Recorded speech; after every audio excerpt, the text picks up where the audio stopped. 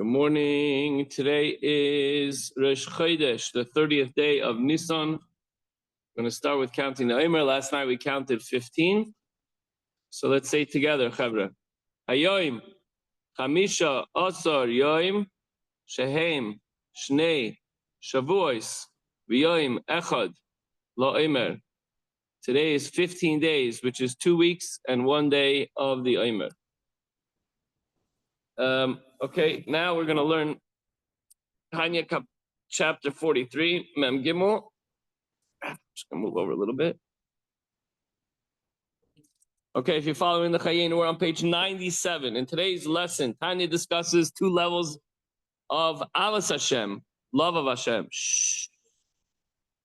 A lower level, stemming from understanding the greatness of Hashem in relation to the world, and a higher level, one gifted to man as a reward for his service of Hashem. The Alter Rebbe now explains that there are 2 general levels in loving Hashem. So yesterday we talked about the 2 levels of fear. Today we're talking about the 2 levels of love. Ava Rabba and Avas Olam. Ava Rabba, Avas Olam. Ava Rabba, he, Ava B'Tainugim. In general, in love, there are 2 grades. 2 levels, Ava Rabba and Ava Selam. What does that mean? Ava Rabba is a love of delight and ecstasy, a love of Hashem which delights Him, which gives Hashem a tremendous nachas. There's no other desire or goal present, such as a desire to cleave to Him or to expire in one's yearning for Him. The love itself is comprised purely of delight of Hashem and cleaving to Him. I don't know if there's a particular time in Kippur or at the Seder or learning Torah, some point where you just feel a tremendous love of Hashem, connecting deeply with the love of Hashem. He shall have his and it is a fiery flame that rises of itself. So a person is not really working on it. It's something that just happens, so to speak. He doesn't work to create or kindle this love within himself. Rather, it comes forth spontaneously. Sometimes you just have, in Yiddish, we call it a chukka, a desire to connect to Hashem on this level of love. By the way, it comes from Hashem as a gift to he who is perfect in fear. So it doesn't just come automatically. When you accomplish that level of Yiras Hashem, then you get the automatic Avas Hashem. It's known from the sayings of our sages, Al Maimer Absem Zchanim Mirvacha Darka Shel Ish Lechazer Achar Isha Sha'ava Nikreis Ish V'Zachar K'Mash Kasav Zachar Kastai.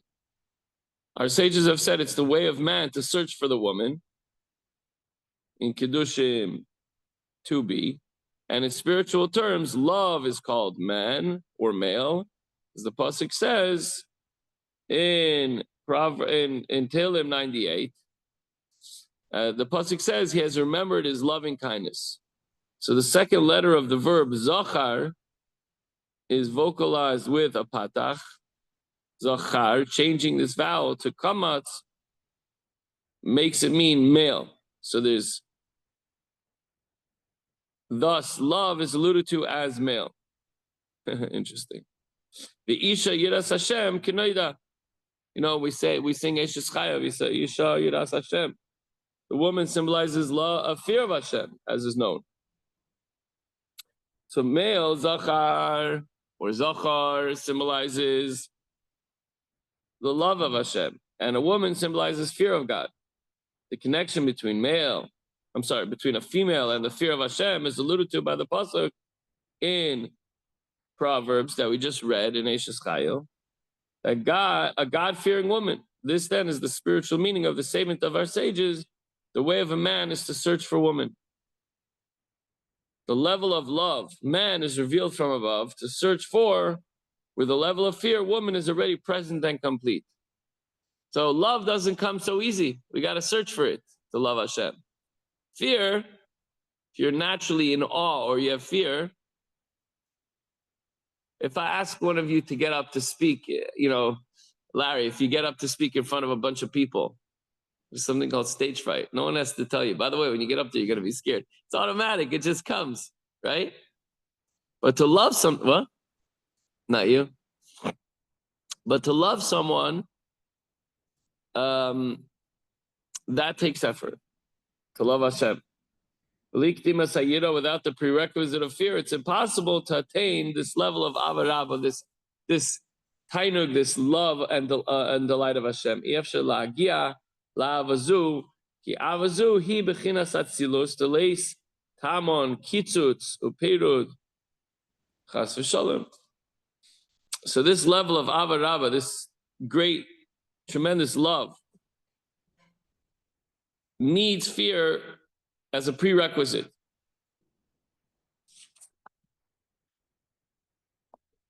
When it comes to Avas Olam, however, he haba b'tatvuna v'das b'gdulas Hashem, enduring love, that takes some effort. That comes from understanding and knowledge of the greatness of Hashem, who fills the world. Hamamala kol almin v'seviv kol almin, fills the world and surrounds the world, transcends the world. V'kula kemei kolei mamish chashiv kibitul dibur echad b'nafshay. Hamaskeles be'oidoi b'machshavto oi b'chemdas halev kinisgalel. So to have enduring and everlasting love for Hashem comes from a lot of deep understanding and knowledge of Hashem, before whom everything is accounted as nothing at all.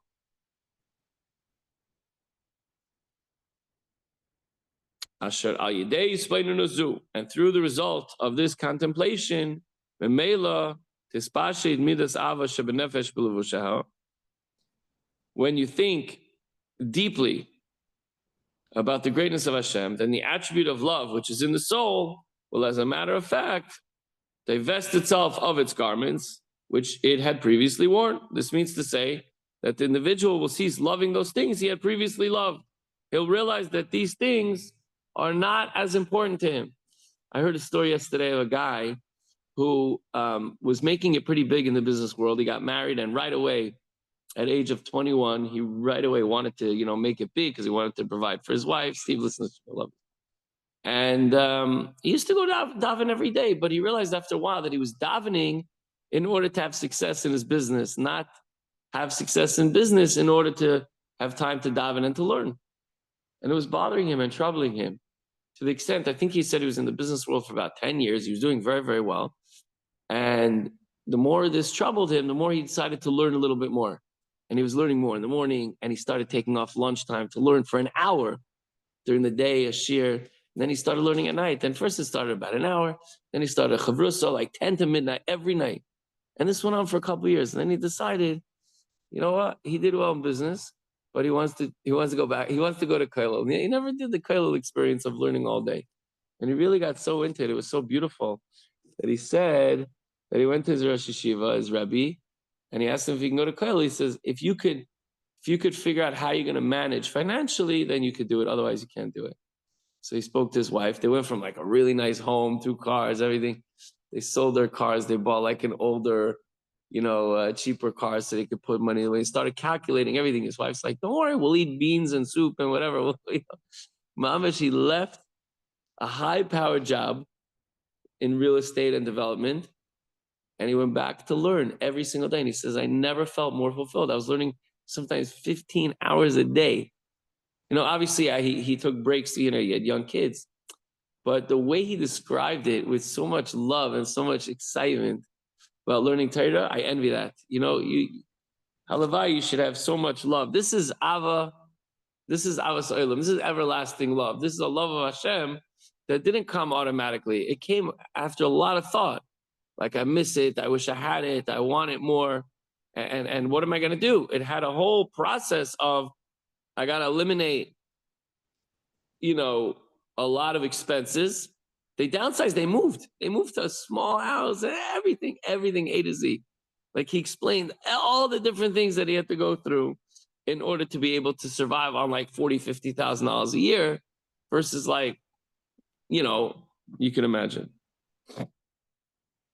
And then he had some help from his in-laws and parents, whatever, but to sit and learn Torah all day, that became his lifestyle and goal. I should change his whole lifestyle. It's amazing. So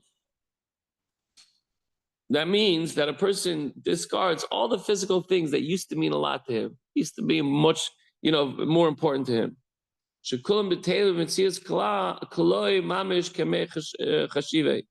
They're nullified in reality. They're nothing.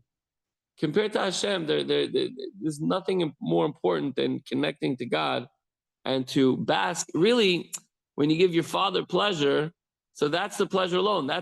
It's almost like the reward for the mitzvah is the mitzvah. The reward for learning Torah is being able to connect to Hashem. Nothing comes closer. Right, Yuda? You know what I'm talking about. Reflecting on this matter will lead a person to desire Hashem alone and not desire any worldly pleasures at all, seeking as he will the source of all pleasures, which is Hashem. The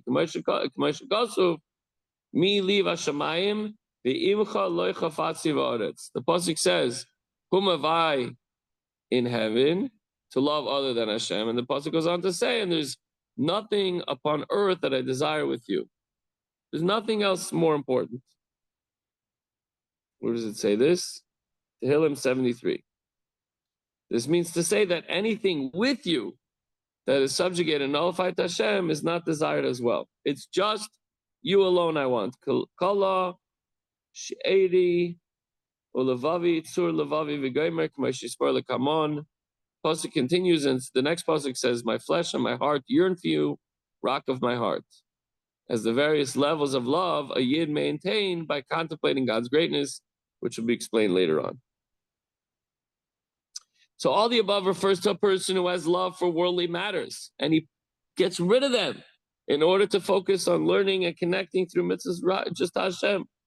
However, he who is by nature cold and removed from any feelings of love, whether to Hashem or otherwise, simply can't transfer his love. If a person just doesn't care about worldly stuff, just whatever, give me a bed to sleep on, I'll eat a little bit of something, safe, what do you care? Whatever. You like your car though. I got you there. But everything else is like, whatever. I'll have a little something to eat. I'll sleep. There's certain people that they're not into Gashmius. So for those people, it's much more difficult to awaken a feeling of love for Hashem. Why? Because they don't have that connection of love to certain things. So you can transfer your love from a fancy car, a fancy home, a fancy vacation to, you know what? I want to switch this love to focusing on God. When you don't have a love, it's a little bit harder. Okay, it's not impossible. Nevertheless, Alter Rebbe goes on to say, even he can arouse himself with a fire love for Hashem through the above-mentioned contemplation. Oh, we have an answer. וגם כי מי שאין מידס אהבה שבנפשי מלבשת כלל, שום תענוג גשמי רוחני, יכול להלהיב נפשי בקרשבי אש, ושלהבס עזה ולהב האוילו השמיימה, היספוירנוס, and iskedesel k'meshespar lekamon.